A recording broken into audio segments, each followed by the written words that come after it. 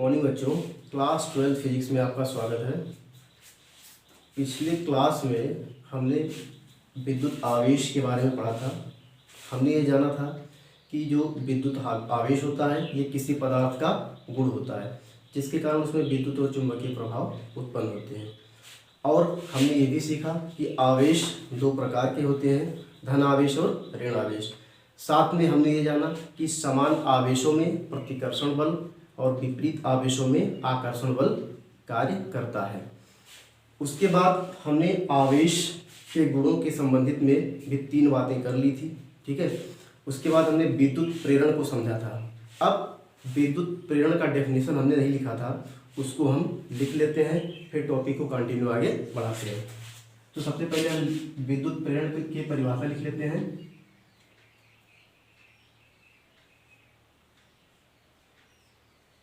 विद्युत प्रेरण, देखो विद्युत प्रेरण जो होता है इसको हमने आपको समझाया था कि जब कोई उदासीन छड़ हो, उसके करीब कोई आवेशित छड़ अगर लाई जाती है तो आवेशित छड़ के जो आवेश होते हैं उदासीन छड़ के समान आवेश को प्रतिकर्षित करते हैं और विपरीत आवेश को आकर्षित करते हैं, जिसके कारण जो उदासीन छड़ होती हैं उसमें समान आवेश दूर वाले सिरे पर और विपरीत आवेश पास वाले सिरे पर आ जाते हैं। इस घटना को ही विद्युत प्रेरण कहते थे। विद्युत प्रेरण का वास्तव में मतलब ये होता है कि जब हम जो उदासीन छड़ होता है उसके करीब जब हम आवेशित छड़ को लाते हैं तो इससे होता ये है कि वो जो उदासीन छड़ होती है वो प्रेरित हो जाती है। तो प्रेरित होने के कारण आवेशों का जो है स्थानांतरण हो जाता है, उनकी एक अलग व्यवस्था बन जाती है। यही घटना विद्युत प्रेरण कहलाती है। इस डेफिनेशन को हम लिख लेते हैं, फिर इसको आगे हम कंटिन्यू करते हैं। तो लिखते हैं, जब किसी आवेशित छड़ को किसी उदासीन छड़ के करीब लाते हैं तब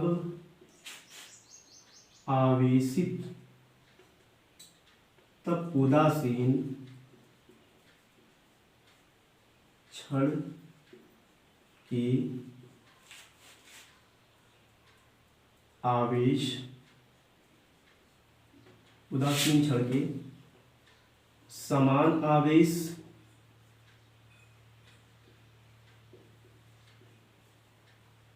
दूर वाले सिरे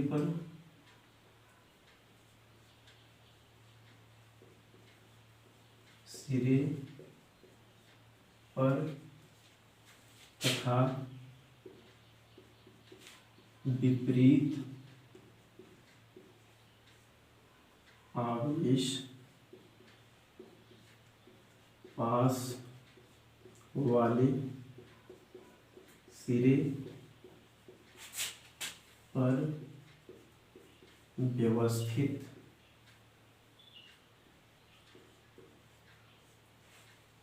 हो जाते हैं।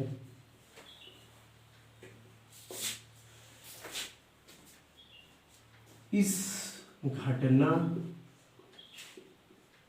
को ही विद्युत प्रेरण कहते हैं।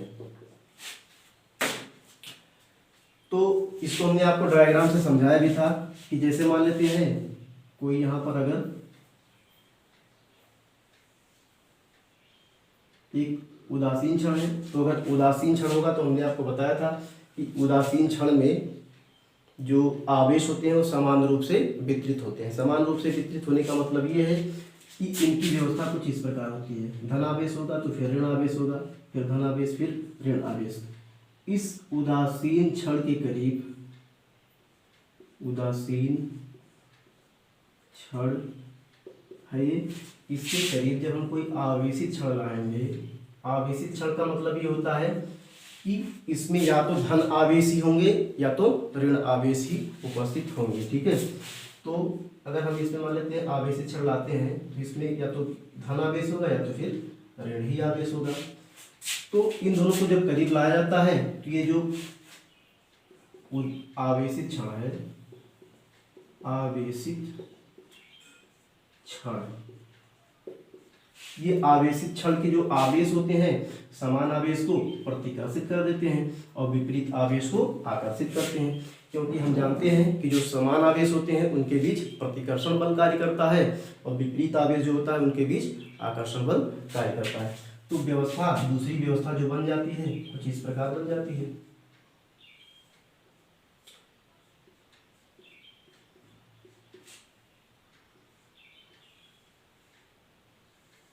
इसमें आवेशित क्षण के जो समान आवेश होते हैं वो प्रतिकर्षित होने के कारण पीछे चले जाते हैं और जो विपरीत आवेश होते हैं ये आकर्षित होने के कारण आगे चले जाते हैं। तो इस घटना को ही विद्युत प्रेरण कहते हैं। इस घटना को विद्युत प्रेरण इसलिए कहते हैं क्योंकि इसमें जो आवेश हो जाते हैं वो प्रेरित हो जाते हैं। ठीक है, तो ये आवेशों का आपका तीसरा गुण था। इसके बाद आवेशों का जो चौथा गुण होता है आवेशों के योग का गुण, तो इसको हम समझते हैं क्या होता है। चौथी प्रॉपर्टी होती है आवेशों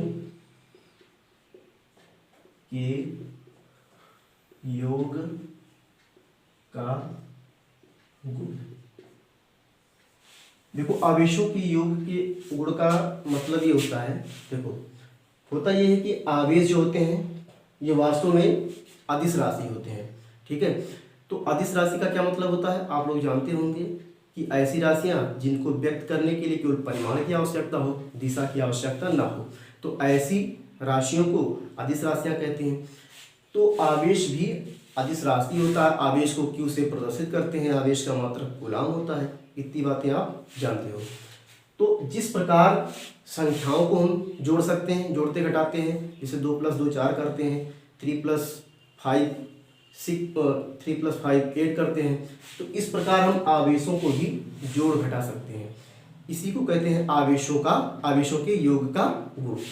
क्योंकि अदिश राशि का मतलब ही हो गया कि उसमें केवल मैग्नीट्यूड हो, मैग्नीट्यूड का मतलब उसका जो वैल्यू हो डिजिट में हो, अंकों में हो, 2 4 6 8 10 ये होता है परिमाण का मतलब।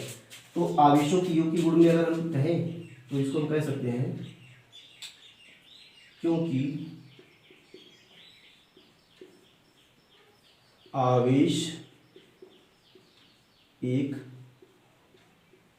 अदिश राशि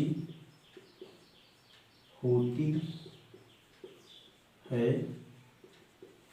अतः जिस प्रकार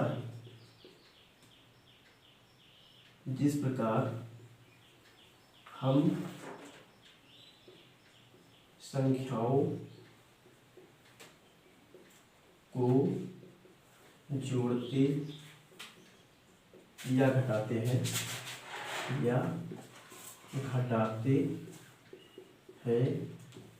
उसी प्रकार आवेशों को भी जोड़ घटा सकते हैं। ठीक है, तो जिस प्रकार हम संख्याओं को करते हैं 2 + 2 होता है तो 4 कर लेते हैं, इसी प्रकार हम एग्जाम्पल के रूप में लिखेंगे। जैसे आवेश हमारे पास Q है प्लस 2Q है तो इसको हम 3Q कर देंगे। इस प्रकार हम इनको जो है जोड़ घटा सकते हैं। ये होता है आवेशों के योग का गुण। पांचवा आपका होता है आवेशों के गुण में आवेशों की क्वांटम प्रकृति। तो हम ये समझते हैं कि आवेशों की क्वांटम प्रकृति क्या होती है। तो नंबर 5 का जो आपका गुण है वो होता है आवेशों की क्वांटम आवेशों की क्वांटम प्रकृति।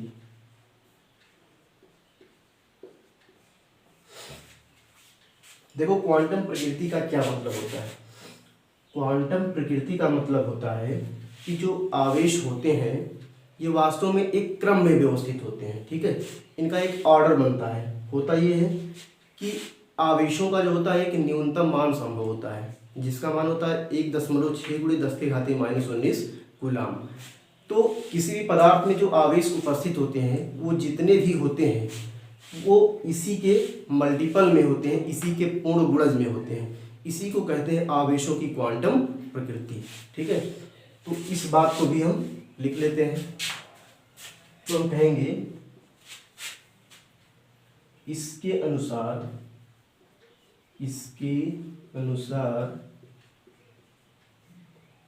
आवेशों का एक न्यूनतम मान संभव है जो 1.6 × 10⁻⁻19 कूलाम होता है। सभी आवेश इस न्यूनतम आवेश के पूर्ण गुणज होते हैं। सभी आवेश इस न्यूनतम आवेश के पूर्ण गुणज होते हैं। इसका मतलब ये होता है कि जितने भी आवेश किसी पदार्थ में उपस्थित होंगे इसी के मल्टीपल में होंगे। यहाँ पर हमने प्लस माइनस इसलिए नहीं लिया है क्योंकि आवेश प्लस भी हो सकता है और माइनस भी हो सकता है। अगर हम कहें, मान लेते हैं कोई आवेश है, एग्जाम्पल के रूप में इसको हम समझते हैं। तो जैसे मान लेते हैं कोई आवेश है 1.6 × 10⁻⁻19 कूलाम का। तो इसको हम लिख सकते हैं Q = 1 × E। Q क्या होता है? Q कुल आवेश होता है। अब इसमें E क्या है? E मान लेते हैं 1 इलेक्ट्रॉन पर आवेश अगर हो तो 1.6 × 10⁻⁻19 कूलाम का माइनस आवेश होगा। अगर मान लेते हैं कि यहाँ पर प्रोटॉन हो तो जो आवेश होगा 1.6 × 10⁻⁻19 कूलाम का धनात्मक आवेश हो जाएगा, ठीक है। अब जितने भी आवेश हमें मिलते जाएंगे सब इसी के पूर्ण गुणज में मिलेंगे। अगर दूसरे आवेश की बात करेंगे तो वो लिख सकते हैं 3.2 × 10⁻⁻19 कूलाम, यानी कि 16 × 32। तो ऐसे इसी टेबल में आएंगे 16 × 32, 16 या 48, नीचे को इधर लिखिए। कुछ इस प्रकार से आवेश आएंगे। ओके, तो अब इसको हम आगे लिख सकते हैं। इसको लिखेंगे तो Q = यहाँ पर लिख सकते हैं 2 × E। इसी प्रकार अगर अगला हम एग्जाम्पल कहें तो इसको हम कर सकते हैं। अगला 16 × 32 हुआ तो 16 या 48, 4.8 × 10⁻⁻19 ये कूलाम हो गया। अब इसको अगर हम कहेंगे तो इसको हम लिख सकते हैं Q = 3 × E। ऐसे और आगे भी इसी के मल्टीपल में होते जाएंगे। इसी को कहते हैं आवेशों की क्वांटम प्रकृति। आवेशों की क्वांटम प्रकृति का मतलब ये होता है कि किसी पदार्थ में जो आवेश उपस्थित होते हैं वो एक ऑर्डर को फॉलो करते हैं, एक क्रम को फॉलो करते हैं, ठीक है। तो इस प्रकार आगे हम ऐसे क्रम बनाते जाएंगे तो हमें मिलेगा Q = NE। और यहाँ पर जहाँ N क्या है, N इलेक्ट्रॉनों की संख्या हो गई या प्रोटॉनों की संख्या हो गई, E एक इलेक्ट्रॉन पर आवेश हो गया, Q कुल आवेश हो गया, ठीक है। तो इस प्रकार हम यहाँ पर प्लस और माइनस का साइन भी लगा लेते हैं। अगर प्रोटॉन होगा तो पॉजिटिव चार्ज होगा, इलेक्ट्रॉन होगा तो नेगेटिव चार्ज होगा। तो इस प्रकार आवेशों की क्वांटम प्रकृति को भी हमने सीखा। अब आवेशों के गुणों को हमने जान लिया। हमने ये जान लिया कि आवेश क्या चीज़ होता है। वास्तव में इस चैप्टर के बारे में बेसिक बातें, थ्योरेटिकल पोर्शन जो था ये, इसमें सबसे पहले आपको आवेश को सीखना था, आवेश को आपने जाना। अब आगे नेक्स्ट टॉपिक हमारा होगा कूलाम का नियम, ठीक है। तो जैसे जैसे हम मतलब सारे टॉपिक को कवर करते जाएंगे, एक के बाद एक टॉपिक ऐसे आते जाएंगे और पूरा क्लास 12 का फिजिक्स आपको जो है मिलेगा। अगर वीडियो आपको पसंद आए तो चैनल को सब्सक्राइब करें, साथ में बेल आइकन को दबाएं और अपने दोस्तों में जो है इसको शेयर करें। ओके, थैंक्स, धन्यवाद।